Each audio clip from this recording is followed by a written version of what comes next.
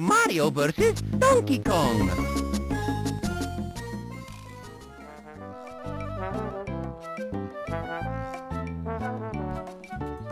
Hello everyone and welcome back to another episode of Mario vs. Donkey Kong. In the last episode we beat all of the main levels, worlds 1 through 8.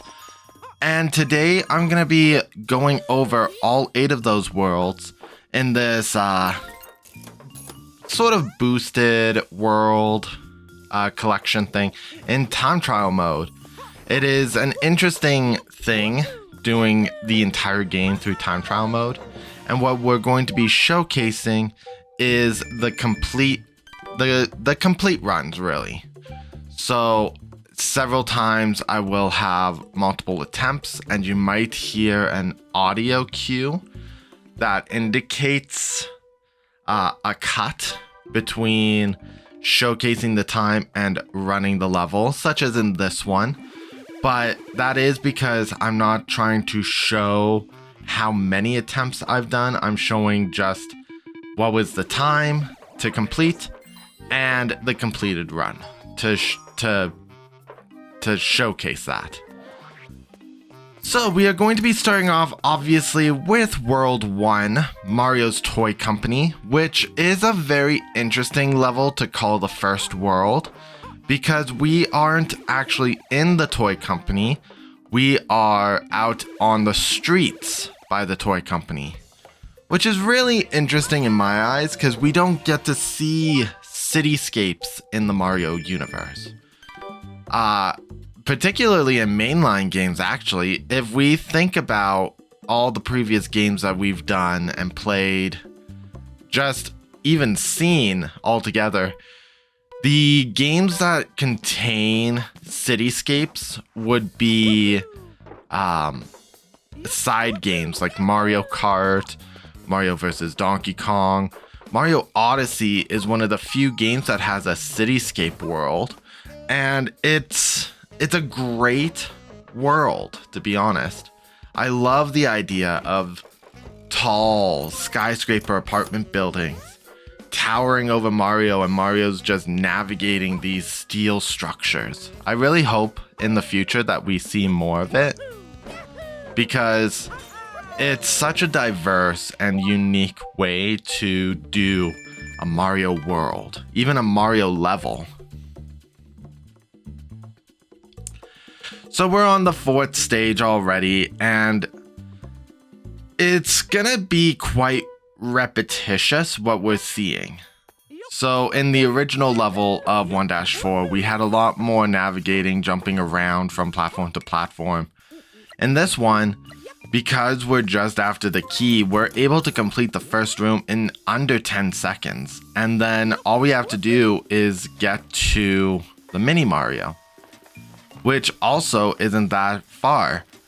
In this particular stage, you'd have to go back underneath the start platform to get the yellow present. The blue present is just to the left of the mini Mario, utilizing the swinging bars. So to be able to just streamline each level and world in this sort of format is super fun and creative. Now, I don't know if the original game actually had this time trial option. And I say this because as a kid, I didn't even beat the base game of Mario vs. Donkey Kong. To be specific, I'm referring to the Plus Worlds, which is base game, to be honest. To fully get the whole story of Mario vs. Donkey Kong, you have to complete the standard worlds and then the plus worlds. And I, in my youth, never completed the plus worlds. So, it's rather interesting. One of the key things to do to complete these stages within the time limit is really knowing Mario's moveset. Being able to double backflip jump up platforms faster than anything that standard jump or even a one backflip jump can do helps.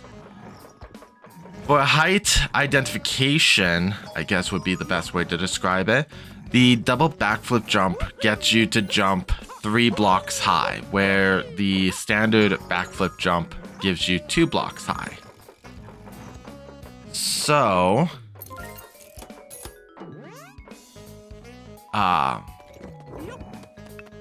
my brain shut off there. I am so sorry. This is post-commentary, by the way, so you're not getting me actively holding a controller doing all these flips in real time, as much as I would say, yeah, I totally did this in real time. I really wanted to focus in on the gameplay, showcase the best quality that I can, and then talk over what happened so that I'm not distracted or I get too quiet because I'm in focus mode. So, this is a good example of using the flips instead of the standard method of approach. Climbing up ladders can be considered really slow and sluggish, so utilizing the flips to kind of expedite speeds, jumping up rather than climbing, that's one way you can shave time off. It is something that we see later on. However, there is a limitation to the flip. It cannot catch you onto chains or anything like that. If you're fast enough in this DK fight, you will be able to collect all the first 4 trash cans to hit DK. It is perhaps the best DK fight because of its streamlinedness, I guess would be the best way to describe it. So, we're already done. The later DK fights, particularly the one in World 7, actually went much faster. A note to recognize is that you do not need to defeat DK without taking a hit in time trial mode in order to get a clear. You can take hits, which really saves me in the runs, such as in World 7, which we will get to, I think, in like 45 minutes. There is a lot of stages, and just, I guess if I really wanted to, I could have cut out just the intro tag lines for all the clocks. However, I found that it still wouldn't cut too much time off. That's actually, it's hard to say, honestly. In the moment, yes, it seems like I could cut that out and save a lot more time, but I want to still give you guys that opportunity to see what the time clear was before the level starts. It gives me a very fluid transition from the end of a level to the start of a level. And it also gives me an opportunity to just transition from the run or from the timer to the run. DK Jungle is really, it's an interesting level. You don't really see the forest jungle stages be the second stage in a Mario game. The fact that the second stage here in Mario vs. Donkey Kong is the DK stage is actually really interesting. I'm trying to think back to when I originally played the game, and the game is still in the correct order, but my mind told me Donkey Kong Jungle was the second last stage, the one that is now called Mystic Forest. And I don't know why my brain thought that DK Jungle was 5th turned 7th stage. There's a term for it. and I can't recall it. Presque Vu, am I right? Presque Vu, just to put it out there in some sort of media, is tip of the tongue syndrome. When you're thinking of a word and it's on the tip of your tongue and you just can't recall what it is because your brain is actively telling you everything associated to the actual word that you're trying to think of. Such as, if I couldn't remember Donkey Kong's name, my brain would be telling you, well, ape, monkey, King Kong, skyscrapers. And it would not tell me Donkey Kong. That's kind of, in summary, what Presque Vu does.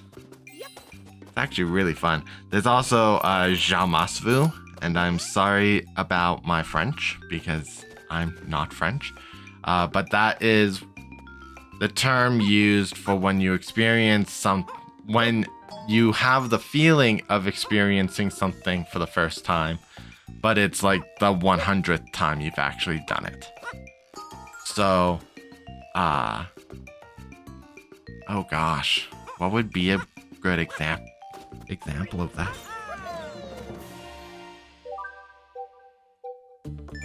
My brain tells me a good example would be like going on a roller coaster ride.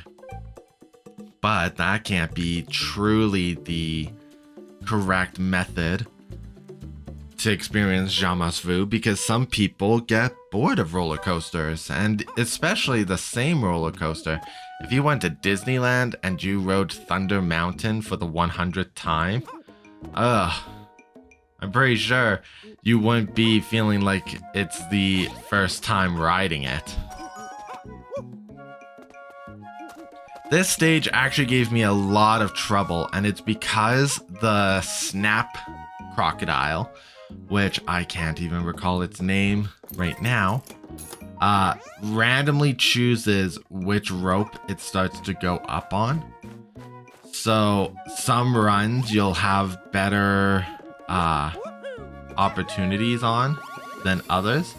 This one I got lucky. The lower crocodile was basically biting at Mario's heels.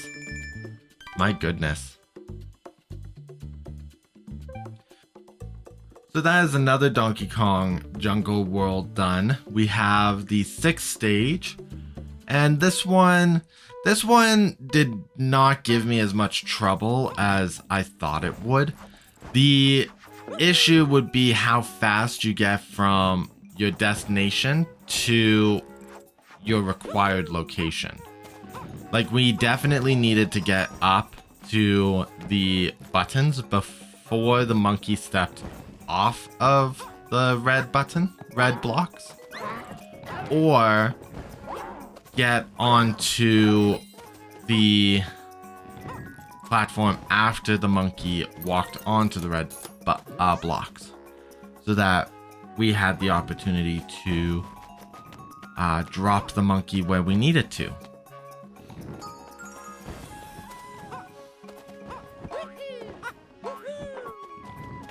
I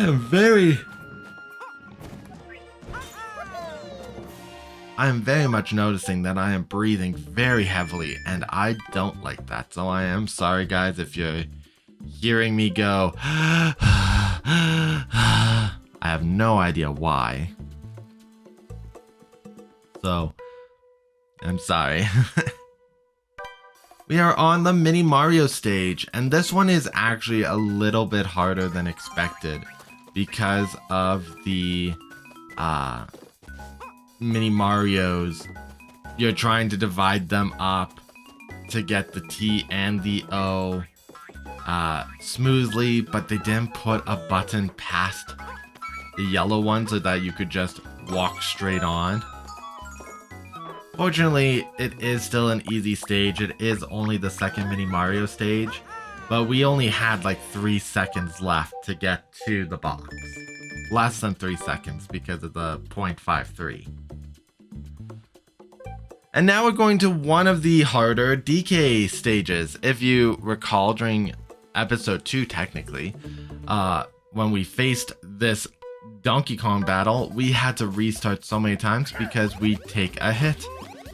Now, if we take a hit, we don't have to restart. We just have to keep going. Like, bam, we got hit. But we don't need to worry about restarting, because to get a clear, we don't need perfect health. We just need to beat the time. And that is so useful. I'm pretty sure, oh gosh, which stages? Slippery Summit, Mystic Forest. I even think Spooky House I took a hit on. But we'll see those in a little bit. For now, we're on the third world, Fire Mountain. This stage is quite easy because of how the platforms rise and fall. Now, what we could end up doing, I should say, is we could have just gone and stood on the same platform and let rise again. Not rise again. Go under the second platform. But we are trying to complete the stages quickly. Oh gosh. Looking at this now, I should have stayed on that first platform, because it would have raised me to the ninja. I could have done the backflip and saved so much more time on this stage. Retrospective is an amazing thing, especially when looking back on your game. We had less than a second to get that mini Mario. Next up, we're on 3-2. This one is a bit harder, I would say, because of the rising and falling platforms. And fortunately, even if you mess up on your timing to the first platform like I did, there's still plenty of time to complete the second area. In fact, completing the first area faster gives you way more time to make mess ups like I did in this one. And I still messed up. Like, I tried to do a backflip thing to go back, and that didn't work. And like, I missed the second platform to get up when the red blocks were there. I tried to do a backflip back over the blue blocks, and it's just, that stage gives you a lot more leniency to complete. Lava rising stages can be really difficult if you don't know what you're doing, or you're trying to save time. Now, this was me debating, do I want to do a restart? I messed up. Fortunately, I decided against, and I just continued. I managed to save the run, fortunately. Now, where we want to go next is we want to hit the blue switch so that we can get the mini Mario. Actually, looking at things, I probably could have kept the red switch on. Gosh, again, looking back on plays and being able to critically analyze the surroundings without worrying about what's going on really gives you clarity. This one was mean, because I did so many attempts trying to get up the first blue button when that's not what you want to do. You can go for this second blue button, like I did, utilizing flips to skip certain jumps, and then you go back down and around. In fact, I utilized the upper platform again to try to skip more time, rather than waiting for the platform to get me over to the reds. Because I did that in an earlier run, not seen on screen, and I failed. I managed to get up here, and then I was out of time. Now you're gonna see me make a stupid mistake. Almost a stupid mistake. I must be thinking of a different stage where I missed my drop and I passed the mini Mario. Maybe it was a different attempt too. A lot of these took so many attempts to try to master that it's not even funny. I was very upset. This one's another rising lava stage.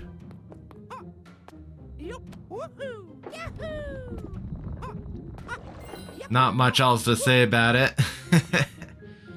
Fortunately, with this one, you can do these flips to avoid areas.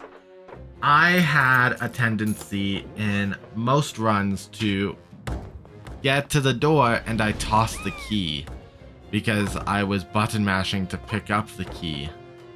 And that was pretty bad. It was bad. Fortunately, we're able to get up to the mini Mario. Looking at this game and thinking about how I played some of these stages when I was young and playing on the Game Boy Advance, I wondered how I even thought that the solution I'm doing now wasn't the solution to the puzzle overall. Because that's happened. I would go with longer loops to solve the puzzle, going the long way around things, and that is not what you're supposed to do, apparently. So that's super fun that I'm learning things about this game that when I was young I didn't know.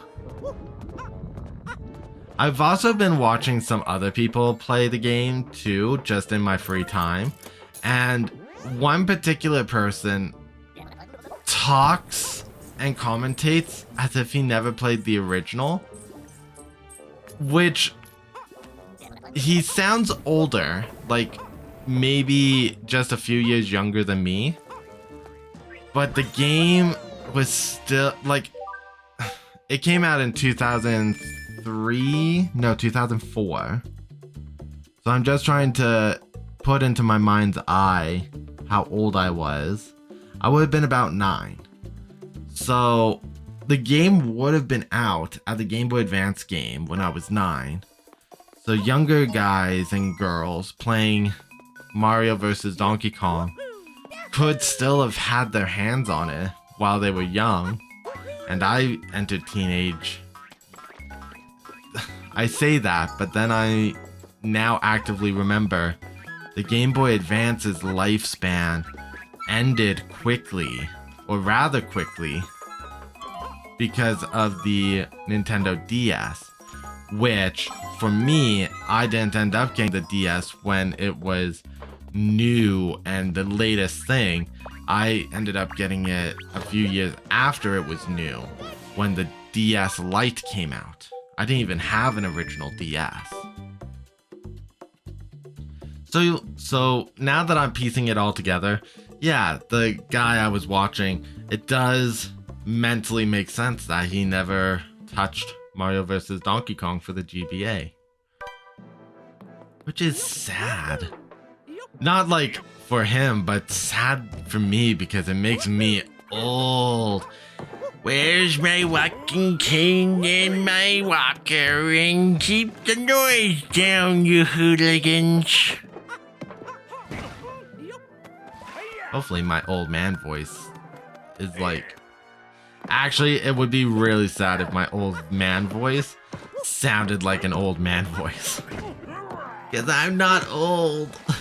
I'm not even 30 as of this recording. That's not for another... Oh gosh. I was about to say 9 months, but that's not true. It's in 7 months. Oh boy. Actually, looking at I'm audio recording this on the 28th of February. We have the 29th of February tomorrow, and then we're already in March.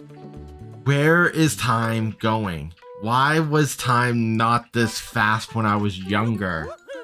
Not that it would help. I was a major procrastinator in school. So if time flew by this fast, while I was in school, I would have never completed any assignments. Oh gosh. We're finally in the 4th world. Let's transition off of something that's making me sad.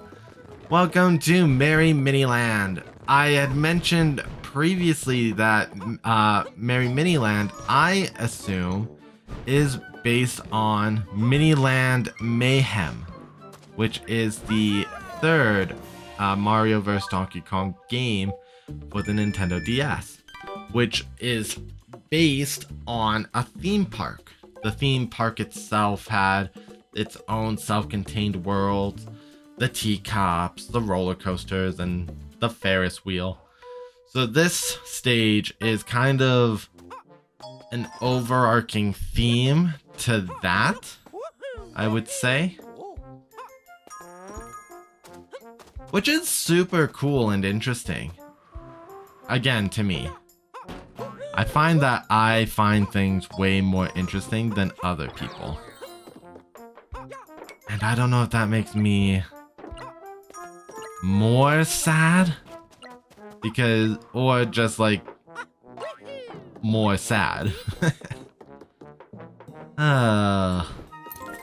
Fortunately, with the ability to just ignore so much stuff around Mario that you would normally not ignore during the main game, it does change your approach to some of these stages. Now, I climbed up all the rope because I was thinking in my head, I should be able to get to the Mini Mario without even needing to change the yellow flower. I couldn't, so I ended up dropping and continuing with the way the level was intended. Fortunately, with 4 seconds to spare. Now next up is Dash 3. As you can tell, the stages are getting more time. Now this one has so much time in it for being the 4th world time trial because of the fact that it has bombs. I have found that stages that have bombs are more inclined to take longer than stages that don't use bombs, because of the fact that you have to wait for the bombs to explode. So, yeah, it really does change how you would approach the level. And the walking bombs do make things a little difficult because they can explode, which means that they'll damage the 9 squares surrounding it, itself, and the surrounding 8 panels.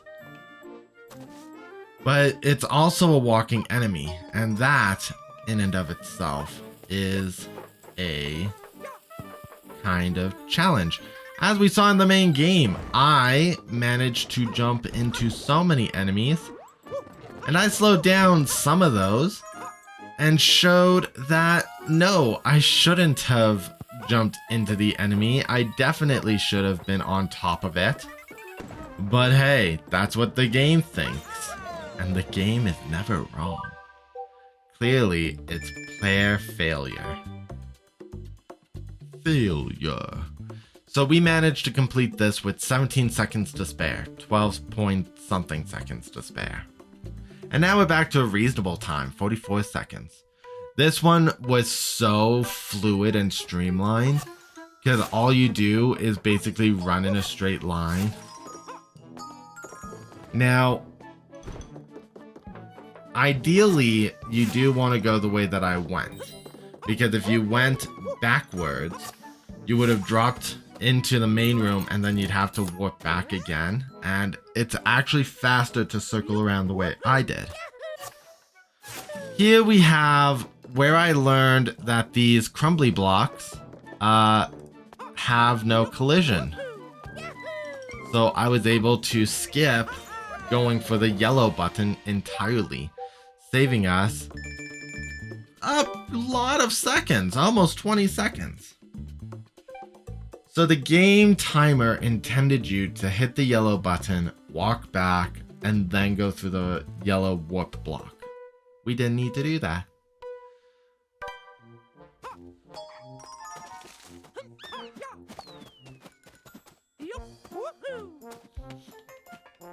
In this particular stage, we attempted to do some flips to cut corners, which didn't work. We managed to swap the buttons.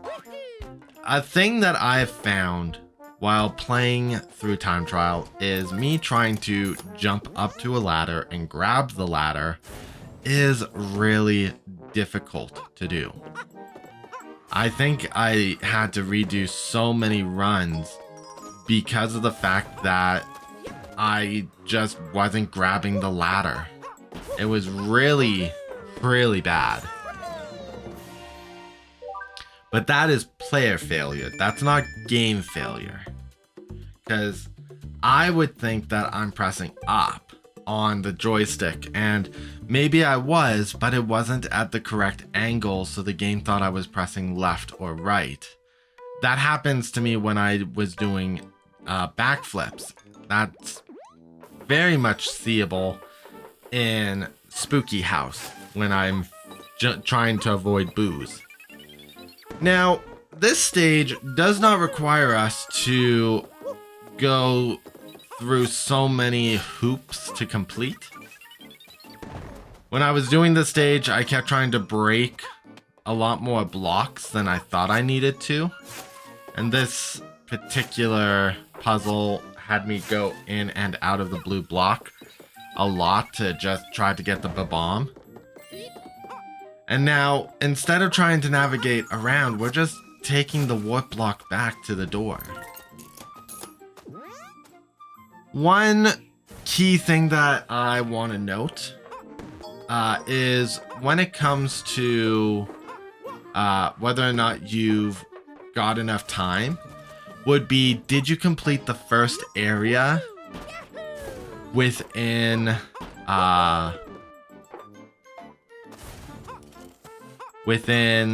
half the time allotted? So this puzzle was for 75 seconds. Was I able to complete the first part of the puzzle in 35 seconds? And if I could, then I knew that I'd probably be in the clear to complete the second part of the puzzle. The second room. We're already on Merry Miniland's Mini Mario stage. And this one was, I'd say it was a lot harder than I anticipated because of how the Mini Marios moved. Something that I haven't mentioned yet is to complete the stages as well for Time Trial, you do not need to have all 6 Mini Marios make it back to the toy box. You just need to get one Mini Mario that makes it back to the toy box. So a lot of the puzzles you could just strong arm yourself through. And we will see that because at one point I'm like, it's not worth trying to restart. Let's just power through. We're on stage 4's DK stage. And this one actually aggravated me a little bit. I did do it in one attempt. My brain is saying that. But DK kept switching the flowers on me mid throw or mid carrying of flowers.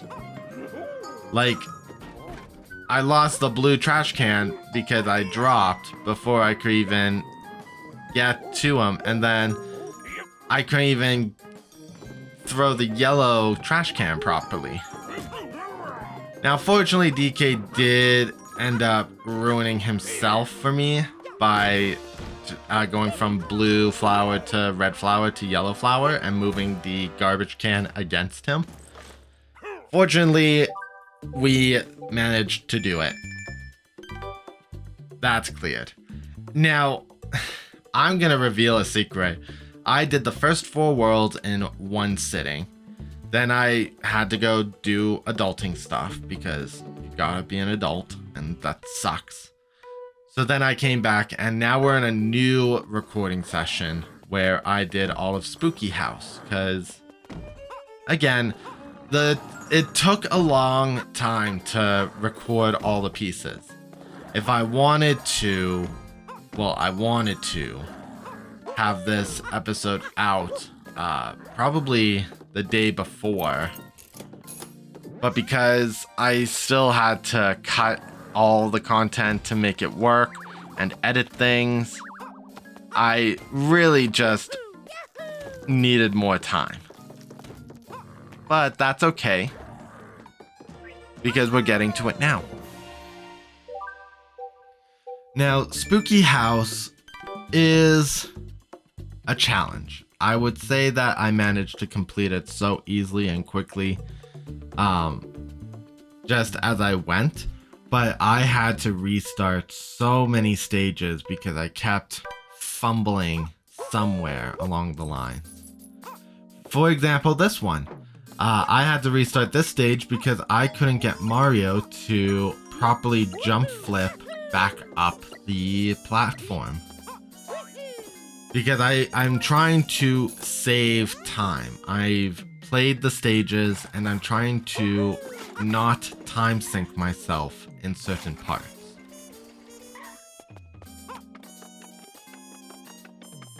So this particular one has me dealing with the Sir Pushies, and I don't even have their names.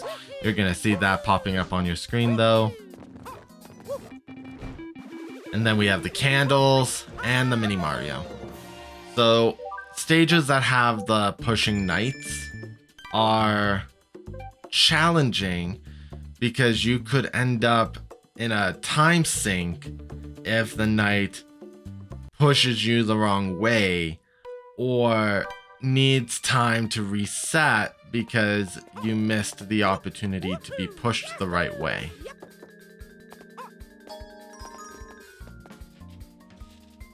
Now, if I was faster, I probably could have saved myself a little bit more time, jumped across the spikes again, jumped on the platform so that I was on this platform at the right time. However, because we had 80 seconds to complete this stage, I wasn't too worried about too much time. But as you can tell, we're basically finishing the stage with over half the time it gave us drained in the first room. And, Poltergeist. These guys are awful. You definitely need to position them in the right spots so that you don't mess up time. Like if I did not grab the ladder, I was definitely going to be plummeting. Fortunately, we managed to get to the Mini Mario with 10 seconds to spare, and that is awesome. Let's talk about the game overall and what I think of it so far after completing the first 8 worlds and the time trial. One thing that I've noted or want to note is that this game is fun and a challenge. For casual players, you're going to be struggling so much trying to understand the controls and just getting to the key and getting the Mini Mario toy. For veteran players like me, you're gonna have so much fun developing the skills to jump and maneuver Mario in a more refined way. And that is what makes Mario fun. You can either be incredibly skilled at it and learn new ways to play and solve the puzzles, or you're going to be new at it and learn the controls as you go.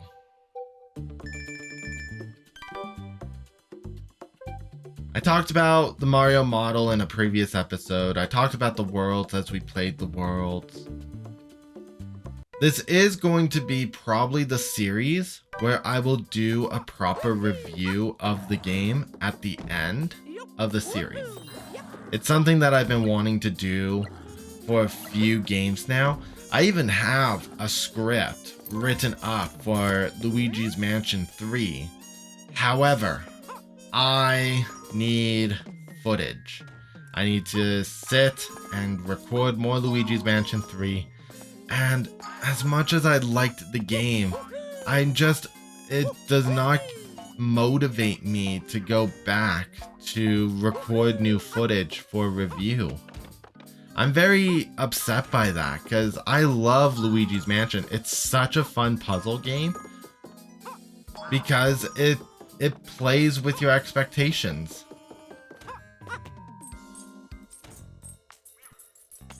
But again, when I think about it, I feel less motivated. And it might be because I played the game to 100%. So now my brain is saying, well, you played the game. You beat it. What else do you want to do? You can't really do much else that you haven't already done. And I guess that's what's stonewalling me from going back to such a game. But that's just the thing. It can't happen. So, because this game is new, I have the original that I can use to work off of with original footage. I feel like this would be a good game to do my first review on, to talk about like models, do research of graphics, talk about the story, because despite there being a Mario game and little story, there's still a story that can be discussed.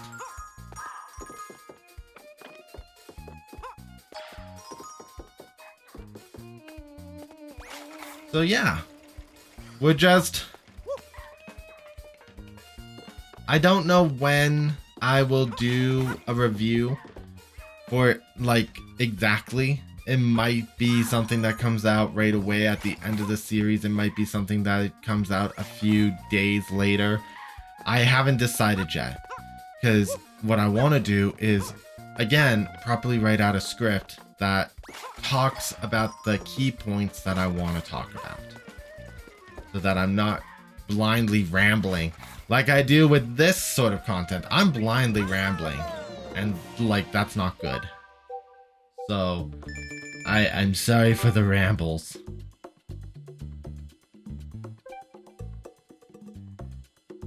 So then next up we have the Mini Mario stage. This is gonna be good. This Mini Mario stage took me a few attempts, because not only did I have to deal with getting the puzzle solved, but I couldn't remember how to solve it. I believe this is also going to be the first time we see I take a hit with the Mini Marios. I think we're going to see us miss out on all 6 Mini Marios. I think. I do apologize. My brain is like, anticipate, where is it? Where's the thing? Looks like this is not the first one where we start losing Mini Marios. I must be thinking of another. But that's okay, cause we still completed the stage with about a minute, not even 2 seconds remaining.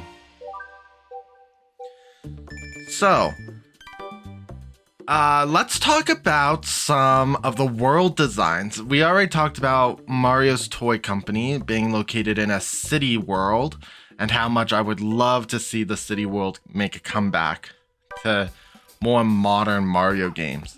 It's one of my number one desire of a Mario game is to have more city stages, even town stages, to be honest. Donkey Kong's jungle is the second stage. You don't usually see jungle stages being the second levels, so that is a fun little quirk that we got to experience in Mario vs. Donkey Kong. The third world is the fire world, and if you guys know anything about Mario, you know that the fire stage is usually the final stage, because it's usually associated with Bowser. So Fire Mountain being the third stage is like, it's such a change of mechanic. The fourth stage we refer to as Merry Miniland, which we've already discussed, is themed off of Miniland Mayhem. Spooky House we had just finished, and it's your standard ghost house, so nothing too new, nothing too original. I shouldn't say too original. It had original mechanics using the color-coded poltergeist in order to create puzzles. And if you watched episode 5 of the series, you would have heard me talk about how Nintendo seems to have this thing with color-coordinated puzzles, and how I noted that this game seemed to have been like a starting point. It may not be the starting point, just a starting point.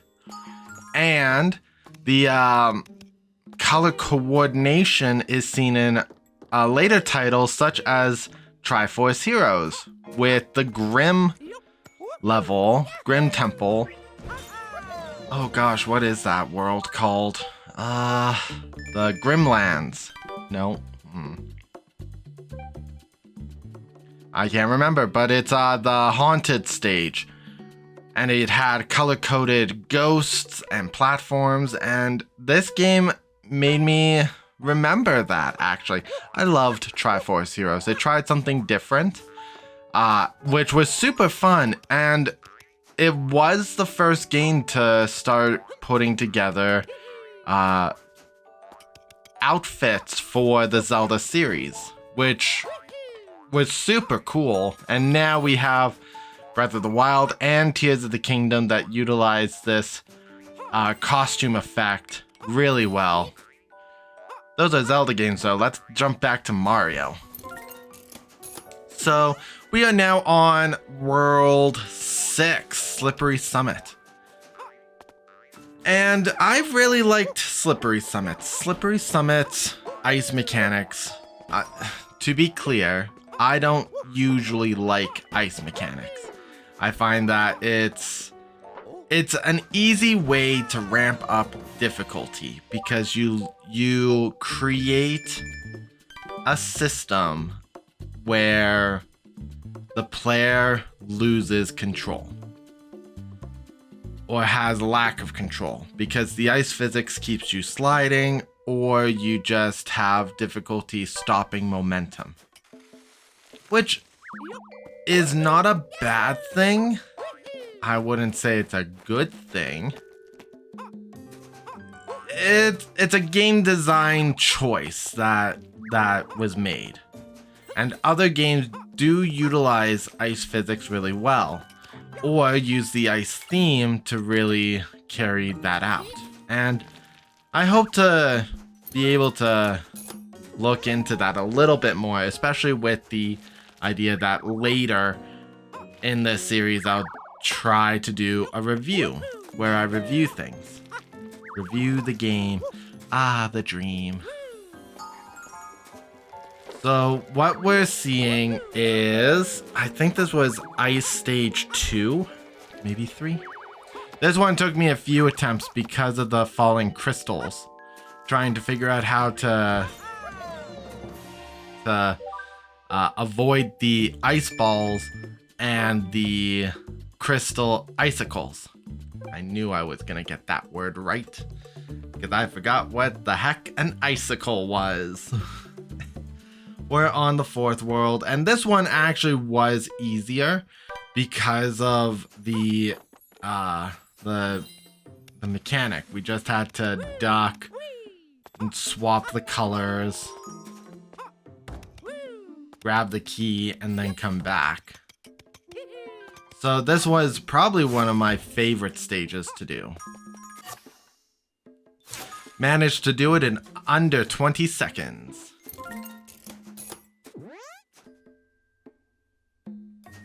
This is also another fun part because if you know what you're doing, you can just stay in motion without really needing to stop.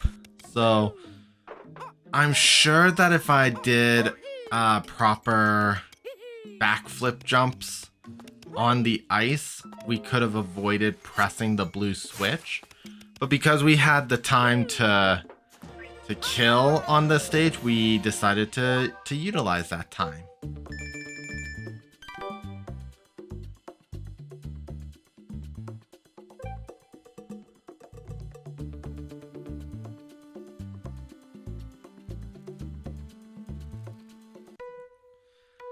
This stage, I think, caused me quite the conundrum, because there isn't really an easy way to complete it. By that, I definitely mean that because you need to swap the switches to get the key, there isn't really an easy way to just navigate. And if I did not flip when I did, I definitely would have been doing this stage over again. So, yeah.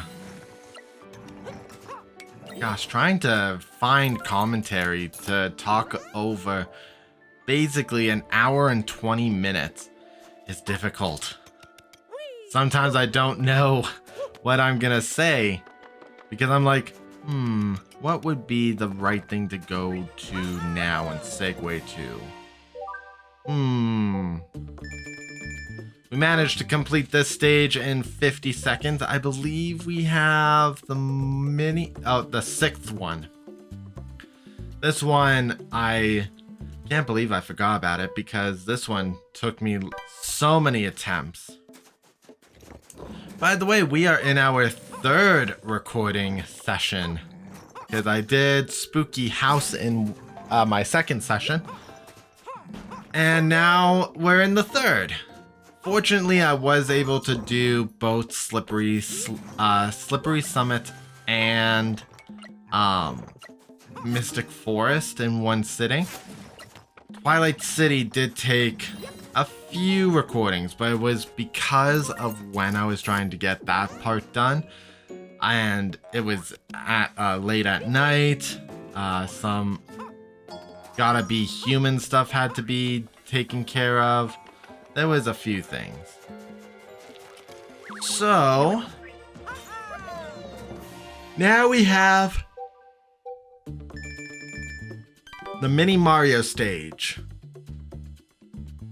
And in this Mini Mario stage, we're going to discover that we can take damage with the Mini Marios. And I know this because as we go, and oh, hold on. Maybe I didn't. Oh, yes. Yes. So because I didn't wait for the icicle to drop, we did take a loss of a Mini Mario. But that is okay because we don't need the Mini Marios or all the Mini Marios to complete the stage in time trial. We just need to finish the stage. So with a fancy backflip, we managed to flip ourselves over and get the Mini Marios to the toy box with 5 seconds to get them all in. And sometimes it feels like the Mini Marios just take so long to load into the toy box that it's like, you're gonna make me lose. This Donkey Kong stage, as we are going to start, took so many attempts. I think this took me the longest amount of time of any DK stage. And it's not because I couldn't take a hit. because I could. It was because I couldn't I couldn't take a hit and make the time. So this is one of those situations where you can't take a hit because DK slows down his patterns, and that's not good. We definitely want DK to follow his patterns and routines.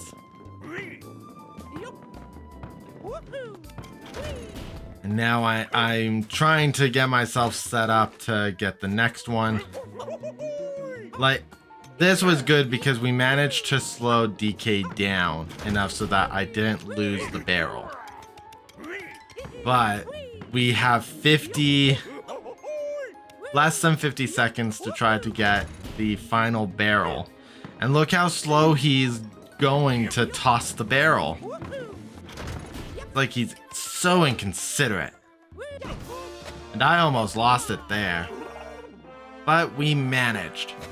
So now we're gonna move on to Mystic Forest. Mystic Forest, in and of itself, took me an hour just to complete by itself.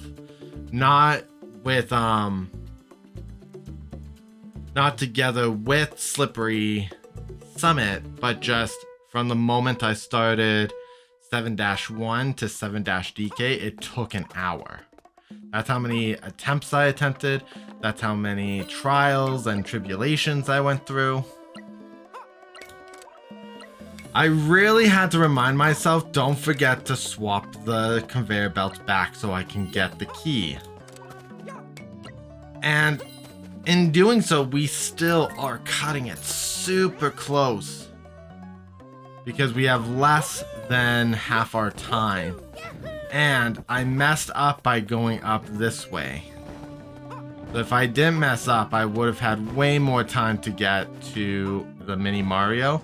And in fact, I had less than 0.25 seconds to get to the mini Mario. It was over. I really thought I lost it.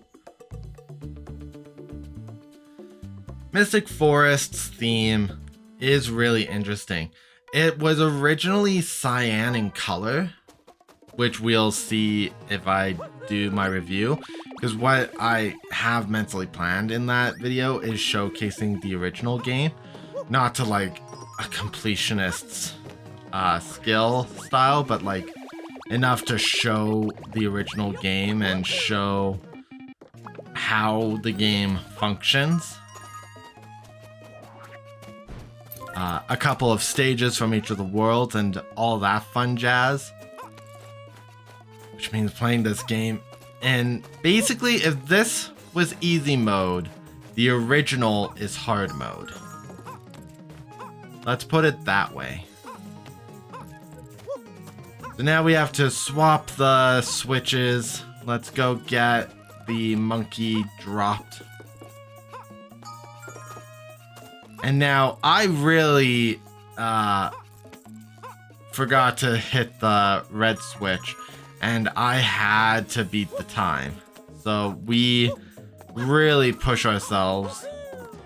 I had 2 seconds left, but if I wasn't jumping off those tails on the monkey carrier, oh gosh, I can't even remember their names. On those monkeys, then I would not have made it. This stage took me so long to complete because conveyor belts ruin me. Anyways, as I was also saying, if this game is easy mode, the original on the Game Boy Advance is hard mode because of how complex the puzzles are to get perfect score. You actually have to beat the stages within a certain time limit, getting points from collecting presents and the defeating enemies. If you weren't doing that, you were not gonna get the level perfected. I still don't know what a perfect score means, in the original, and quite frankly, I do not have the patience to find out. At this stage, I do not have the patience. I'm sure that I could find out if I really wanted to. One of the things that the game would have me do in the original is you'd have to walk back to the ladder, go down, and walk to the Mini Mario toy. You could not jump from the upper height. You would die. We're already on 7-4. This one took a few attempts, but not because of this room. It took me so many attempts because of the second room. Once I figured out what I was doing here, it was only a matter of simplifying. Okay, so I guess I'm slightly wrong. This room did cause problems, but I kept failing in the second room. And that's because of how long it was taking to complete this first room, that I wouldn't have the time to finish the second room. I can see why they changed the color theme of Mystic Forest from cyan to its sunset orange, because the sky color is that sunset creamy orange color, orangey pink color. And I mean, I do wish it was a bit more orange as opposed to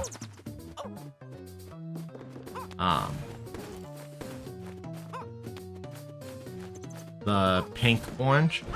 I almost lost it. That bat definitely nearly ruined this run. 15.15 seconds.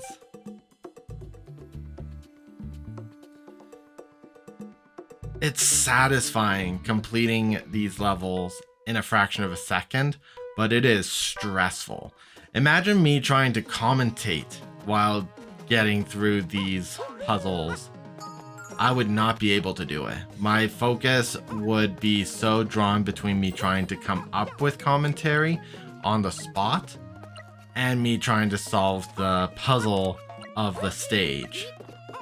So I'm very glad that I decided to do time trial in this format, and we will see time trial in this format again after the Plus Worlds, because that is also equally challenging. I've yet to do time trial in the Plus Worlds. I actually haven't done time trial in my own personal time to these stages until this recording, actually. I got all the way to Fire Mountain just to get a good understanding of what it was like, so that when I came to record, I kind of knew what I was doing. But I didn't really know what I was doing. So we're discovering what's going to happen with Mini Mario, with time trial completion together on our own time. This one is my favorite. I loved how I solved this one because I had 87 seconds. So you really had to make split-second decisions in order to save time. The first room was done in 17 seconds. And I'm pretty sure that is the intended time because we have bombs here, which are time sinks. You have to wait for the bombs to explode so that you can move on. We have cannonballs that if you're going too fast, you're going to end up hitting yourself, like I almost did there. We're going to utilize... I'm glad that I went down the blue ladder because we got to cut off the bomb. And we still technically had 26 seconds to complete it, but I definitely think that trying to cut out as much time in that first room really helped with stress levels. We're in the Mini Mario stage. This one took several attempts, love that I say that each and every single time because it is true. This particular one took so long because I was trying to save myself time, but Mini Marios definitely wanted to just follow too closely, such as what we saw there. We have 2 more Mini Marios still on the first floor, and I'm trying to get the Mini Marios up so that I can get them out of the way of the bomb and get them to get the O. We're going to be going a fun little route around, swapping buttons. It really was complicated. If I managed to get the Mini Marios to the toy box with all 6, I probably could have. It was just because the first Mini Mario followed too closely at the beginning when I finished setting up the bomb. Now I have a fun story about this level. Level 7-DK in our original, it took me 40 retries to complete. This only took me 2 tries. I'm so bitter by it. But it took me 2 tries because I didn't have to worry about whether or not I took damage. I was able to complete the stages because of the fact that I got to take damage. And just tried to work with what Donkey Kong was giving me. Also, he reversed the conveyor belt, which threw this lower bomb out of the way. That was super helpful.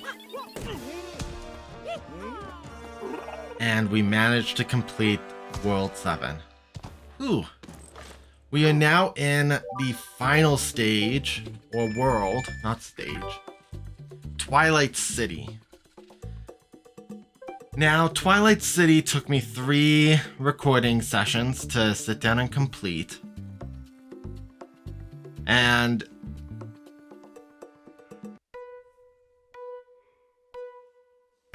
it is because, again, humans got a human. But also because of the complex lasers.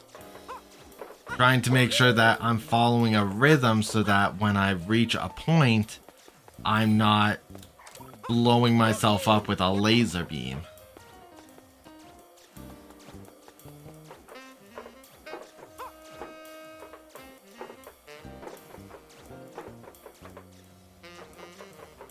Also, cutting corners. Cutting corners helps. So this particular stage is why it took so long. I actually was setting the Shy Guys up to be in the exact position I needed them to be in. Though, I guess to save time, I should have kept them on the upper rack until they turned around. I'm just observing. Me falling did not help. We are definitely going to be cutting it close. If that Shy Guy did not get me across, it definitely would have been a restart, because I would have timed out. But we managed to make it. Less than 2 seconds to spare. Hooray. 8-2. This one is part of the reason why I ended up stopping my first session and taking a second recording session. And that is because I kept messing up.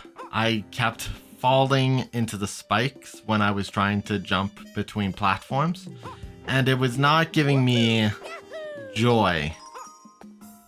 So I ended up just taking a little bit of a break to make sure that I can clear my head. I went and did like some cleanup, sat with my older brother. We ended up playing another game for a little bit. It was really nice. So we reverse the conveyor belt and we get back to the second room. And this one actually is a lot easier than you would think because you don't need to go to half the space on this map. You just have to be patient with the enemies that are walking, particularly the Shy Guy. If you get the Shy Guy positioned wrong, it is a major time sink trying to get him coming back because you can't just jump on him. There's falling bricks. So we managed to get the stage cleared.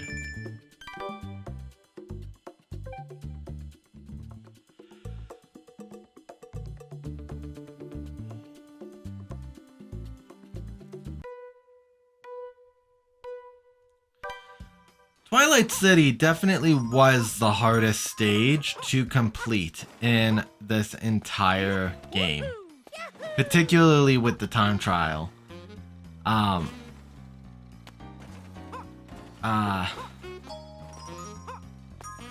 Gosh, my thought just disappeared right then and there in my head. Twilight City took the longest to complete. It really required a lot of patience and slowly working through the stages, even a couple of times with the failures, to make sure that I had a good rhythm of the stage. And in some cases I still didn't have a good rhythm, such as what we just saw there, where I started to do flips around the first pole. I definitely did not want to do that, but the controls had me kind of doing that. So it's not perfect, but it is doing better, I would say. We do the flips, and it probably would have been better to have done the jump past the bar and try to jump into the girder rather than trying to just grab the pole and shimmying over. Again, lots of 2020 hindsight, seeing everything come into place, fall into place. This one took several attempts because of just how much precision you need to have with the stage. We needed to swap the colors. We couldn't swap the conveyor belts until now so that we could get the key out. And then we had to switch all the buttons back again so that we could drop down and get the key to the lower conveyor belt. It was quite the mental puzzle. You can't throw the key back too quickly, otherwise it will run out of its timer and respawn at the top. So you had to really be cognitive of the direction, tossing the key, making sure you get it back. It was really a complicated puzzle. I missed the blue button, and like I said, the Sir Knight characters can make it or break it because he had already triggered in one direction. And like this guy too, he triggered. I wasn't able to get on top of him before. I did manage to get him before he disappeared. I discovered that backflipping gets me up to the heights that I needed. And the shimmying is what takes the most time.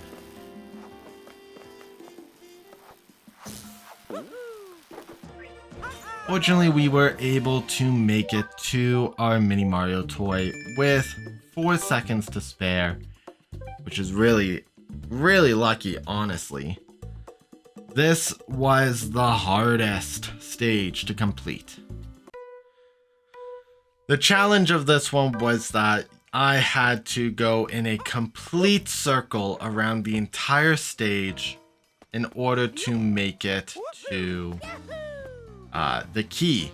Because you have to swap the red switch off and turn on the blue switch, which isn't really that hard. as demonstrated here. It's just time consuming. A lot of the game is time consumption. And fortunately, we were able to make the key.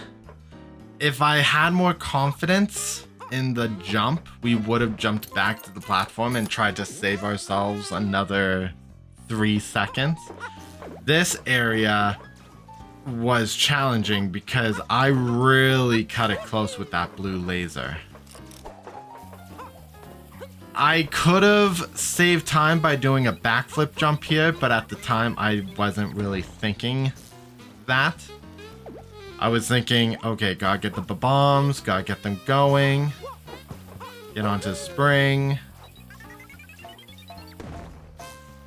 But then I fell, and then I'm like, let's do the double jump. And that's when I realized I could have saved so much time. We have lasers, avoid the red. We have another bomb. 2 bombs actually, because we have to get a second one out for the next area as well. I think I was too close.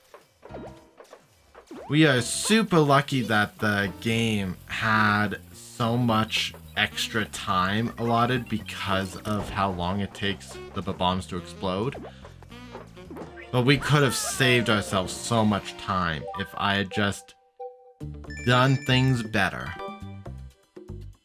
We have 2 stages left to do, the Mini Mario stage and the Donkey Kong stage. Mini Mario stage is kind of easy. We're inside of a warehouse. Actually, I think we're inside of the sewers. All we have to do is make sure that our Mini Marios are kept away from hazards, swap them around, and get them to get off screen so that we can navigate without them following us into danger. Now, I absolutely forgot about the fact that the blue button was needed. So I realized that afterwards, because we need the trash can. The trash can is everything. And then what I should have done is gone all the way up to swap the red switch.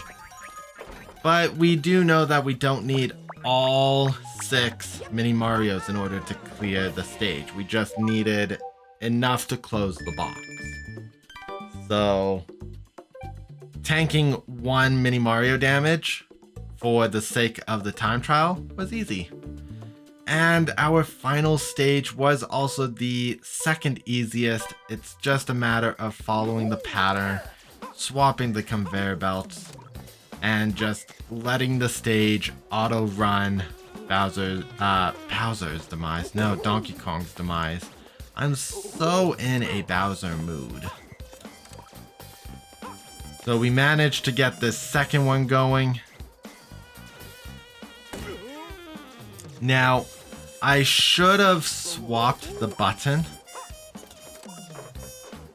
Was it this one or was it the next one? It's the next one. So I should have gone to try to swap the button instead of waiting, because DK managed to swap the bomb my way. Fortunately, the laser beams instantly destroy, so it saves us time. We managed to complete the 60-second stage in 52 seconds? In 53 seconds. And with that, guys, we are done with this episode of Mario vs. Donkey Kong. We finished all of Worlds 1 through 8's time trials, and we have more to come. So next time we will be taking on the Plus Worlds. I do want to point out real quick that the final stage, the DK World, does not have a time trial. So when we come back, we will be dealing with Mario's Toy Factory Plus. If you guys liked this episode, please leave a comment in the comment section below, mash the like button, and subscribe if you have not for more Mario vs. Donkey Kong content. We will see you all in the next episode. Derez Plays, out.